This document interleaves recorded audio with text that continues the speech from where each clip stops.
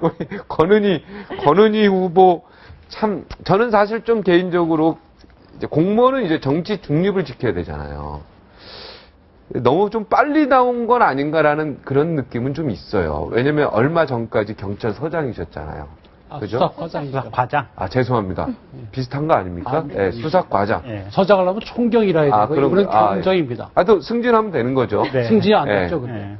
그러니까 승진 안 돼 준 것도 의혹이고, 그죠? 승진시켜 주겠습니까? 아니, 그러니까 그 부분도 그냥 과감하게 경찰청장이 밉지 않다라는 걸 증명하기 위해서 승진시켜 줘버렸으면은. 그럼 경찰청장이 잘리게 해요. 아, 총장이 잘립니까?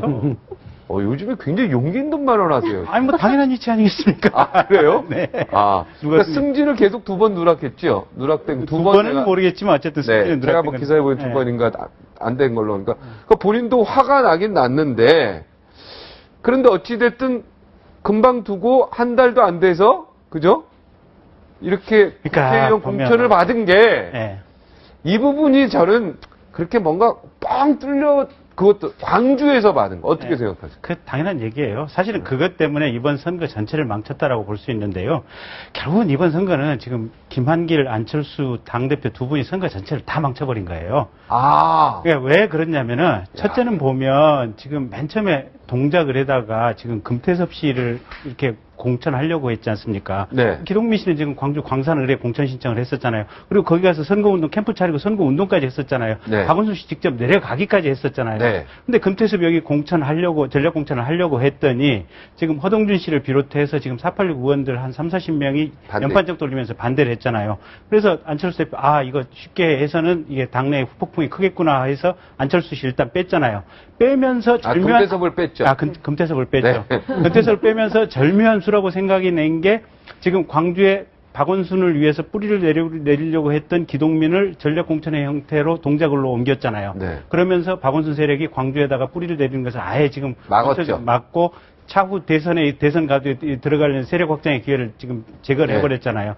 그리고 나니까 지금 광주 광산을 같은 경우는 원래 지금 경선을 통해서 공천을 하겠다라고 얘기를 했었거든요. 근데 꼬였잖아요, 스텝이.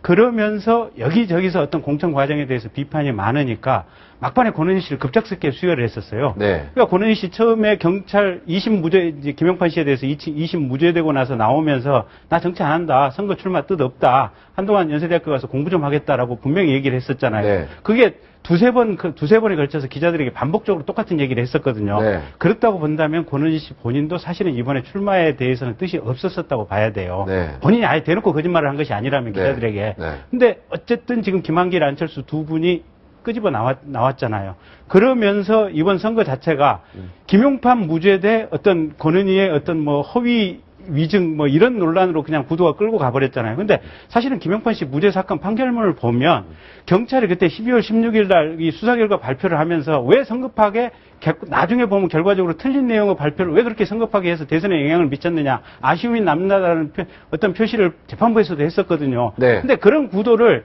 유권자들에게 설명하기 어려워요. 김용판 무죄, 권은희 위증하면 딱 한마디로 사람들 머릿속에 딱 하고 각인이 되거든요. 새누리당은 그 점을 정확하게 그 지점을 노려서 국민들을 때리고 있는 거거든요, 보면. 그래서 위증한 사람이다, 정치적 사후 매수자다 이렇게 해버리니까 그냥 한마디로 선거 자체가 끝나버린 거예요. 근데 이 김한길, 안철수 체제가 그런 것 자체를 생각해 볼 여지도 없었던 것 같고 자기들이 그 어떤 전략 공천의 구도를 끌고 갔던 거에 어떤 하나의 수단으로 지금 권은희를 이용하다 보니까 결과적으로 모든 선거가 다 망가지는 이런 결과가 된 거예요. 네. 권은희 후보는 본인이 의도하지 않은 뭔가 그 물결에 그냥 들어가 버린 듯한 느낌이 그런 셈입니다. 들어요. 근데 본인이 정치 안 하겠다고 했기 때문에. 네, 문제는 권은희 씨도 조금 아쉬운 부분이 뭐냐면 초심이 그랬다면 안 했어요. 버텼어야 돼요. 난 안 한다. 이렇게 했었어요. 자, 임방글 우리 변호사 한마디. 저는 솔직히 이제 워낙 뭐라고 좀 말씀드리기는 좀 그렇지만 김영진 변호사님께서는 워낙 이제 좀 약간 이 야당을 조금 응원하시는 입장에서 말씀을 주로 하세요. 근데 이런 분조차도 이 권은희 공천에 대해서는 비판을 많이 하시거든요. 잘못했다. 그거는 이제 말 그대로 저는 첫 단추가 너무 잘못 끼워졌어요. 그래서 권은희 공천 자체에 대해서 도대체 권은희를 왜 느닷없이 광주 광산을 공천을 하느냐. 그리고 권은희 후보자도 그걸 수락해서는 안 됐었죠. 근데 이렇게 첫 단추가 잘못 끼워지니까 사실 지금 막 문제되고 있는 무슨 이렇게 재산을 축소 신고했다든지 소득세를 왜 덜 냈다든지 이런 논란도 어찌 보면은 이게 그런 게 없었다면 그냥 정상적인 공천 과정이었다면 어쩌면 크게 문제가 안 됐을 수도 있어요. 근데 워낙 이 첫 단추부터 잘못 끼다 보니까 이거 봐라. 이렇게 이런 사람을 무슨 공천을 했느냐. 이런 사람을 무슨 전략 공천을 하느냐 하면서 오히려 여당한테는 공격의 빌미만 잔뜩 준 모양새가 돼버렸거든요.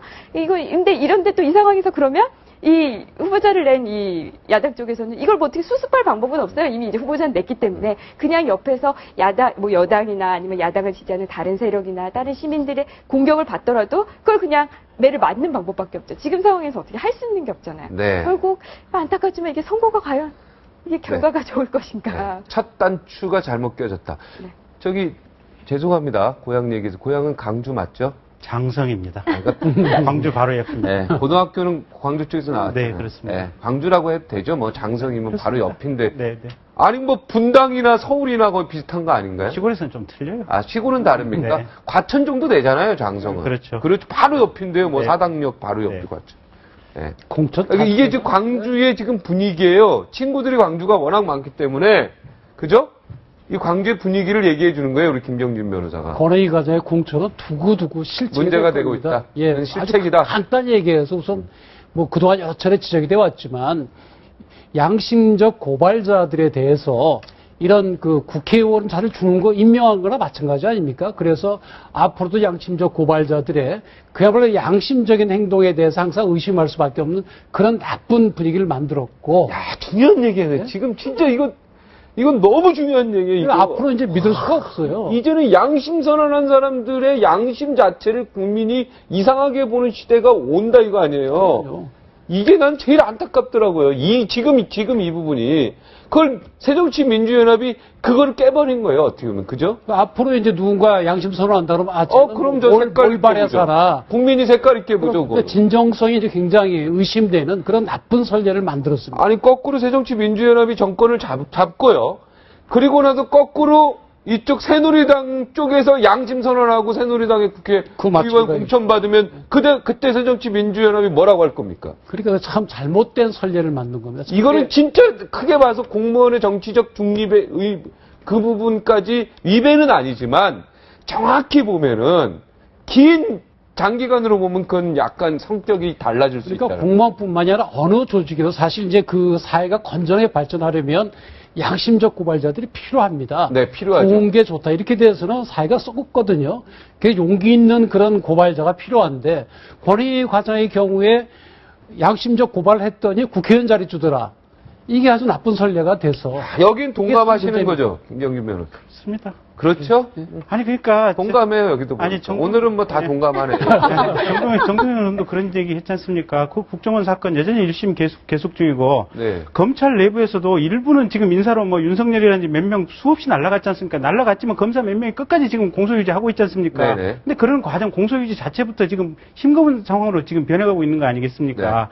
그러니까 그런 실책을 왜 했는지 도대체 안철수 씨나 김한길 대표 도대체 머릿속에 무슨 생각이 있는지 사실은 정말 한번 물어보고 싶습니다. 그리고 네. 지금 재판 진행 중이잖아요. 지금 1심, 2심이 끝나고 1심, 2심에서는 이제 김용판은 무죄다. 그다음에 권은희 말은 믿기 어렵다. 이렇게 돼서 지금 재판 진행 중에 있잖아요. 대법원에서 추후 심리를 할 텐데 그럼 정말로 권은희를 나중에 공천하려면 기다렸다가 대법원 판결 보고 대법원 뒤집을 수도 있잖아요. 그렇죠. 근데 재판 진행 중에 이 사람을 국회의원으로 사실상 임명한 거거든요. 그러면 결국에는 사법권에 대한 도전이 될 수밖에 없는 것이고, 그러면 예를 들어서 이 사람이 국회의원이 돼서 법사위원으로 앉아 있으면 그 대법원이 마음이 편하겠어요? 그 부당한 영향을 미칠 염려도 있고요. 그 앞으로 그러면은 깨끗하게 수도권에서 붙여야지. 왜 거기 광산이라는 데는 어떻게 보면 새정치 말뚝 뽑으면 거의 가능성이 높은. 그러니까요. 그러니까. 네. 그러니까 이게 더, 광주 시민들이 진짜, 어떻게 보면은,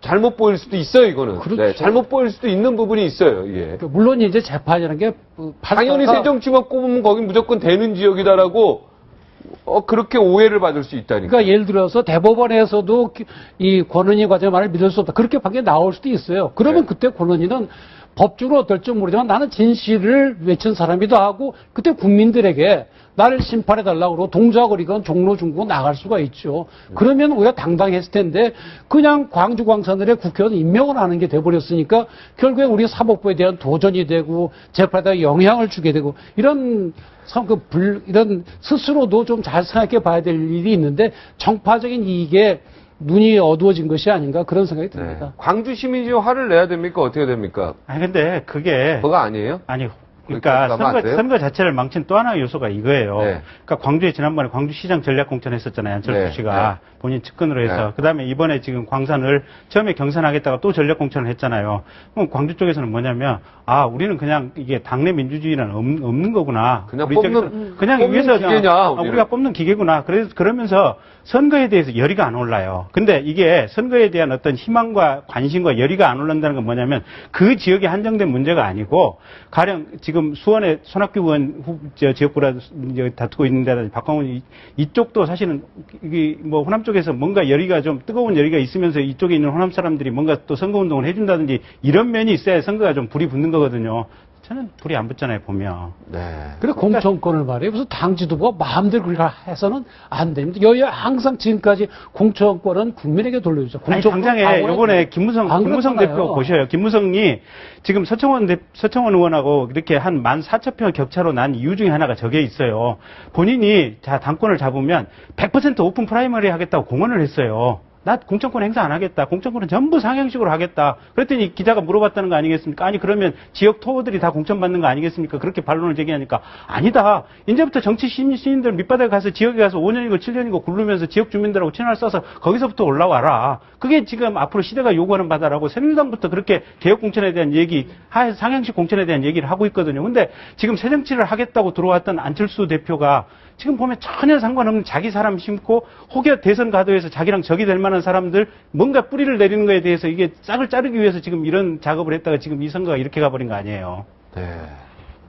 기동민이 광주 광산에 나가서 만약에 그 당선이 되면 아까 말씀하신 대로 박원순이 호남까지 진출하잖아요. 지금까지 안철수는 나는 뭐 호남의 사위다, 호남의 아들 이렇게 해왔는데 지금 박원순은 사실 그 지역 적으로 편중되는 게 없잖아요. 그러니까 확장성이 크거든요. 근데 그 박원순의 바로 그 사람이 광주에서 당선이 된다. 이렇게 되면 앞으로 호남도 무시할 수가 없는 거죠. 앞으로 박원순한 넘어갈 위험도 있는 거죠. 네. 그걸 미리 짜는 거죠.